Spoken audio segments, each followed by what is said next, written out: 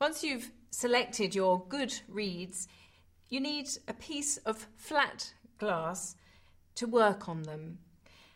Now, reeds are a natural thing. They're cane that grows by a river. They're very affected by changes in humidity and temperature. Leave your reeds on top of a radiator and you'll come back and they'll be all warped and dried out. Leave them in a glass of water and you'll come back and they'll be totally waterlogged and absolutely useless. So be careful of the conditions in which you leave them.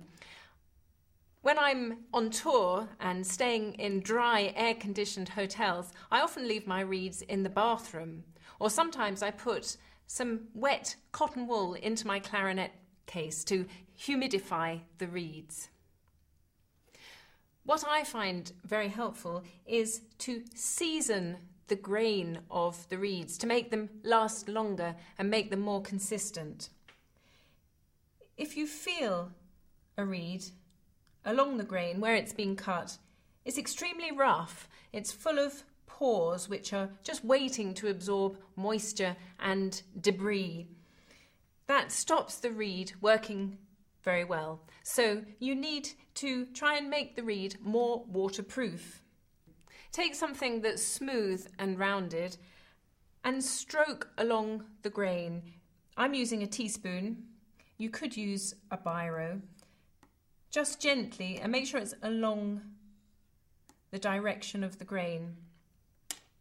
Then after a few strokes, you need to dampen the reed in water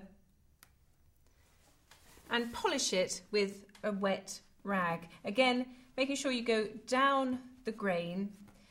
You'll mostly be concentrating on the main body of the reed, not the tip or the wings, because they're much more fragile. Do that for about a minute. And then once the reed is fairly dry, put it back in its container. Leave it overnight so that it can dry out. You're going to repeat that process the next day and the next day, so you'll have done it 3 times in total. After that, you should find that you have a reed that's a bit whiter in colour. In effect, it's been blown in without you having to strain your lips. It should also be much smoother.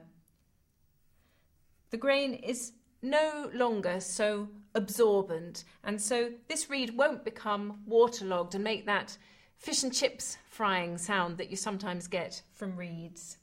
This is a reed that should last you a long time, but even at this point, I'd say blow it in gently, 5 minutes the first day, 10 the next day, and so on, until it feels ready to play on for any length of time.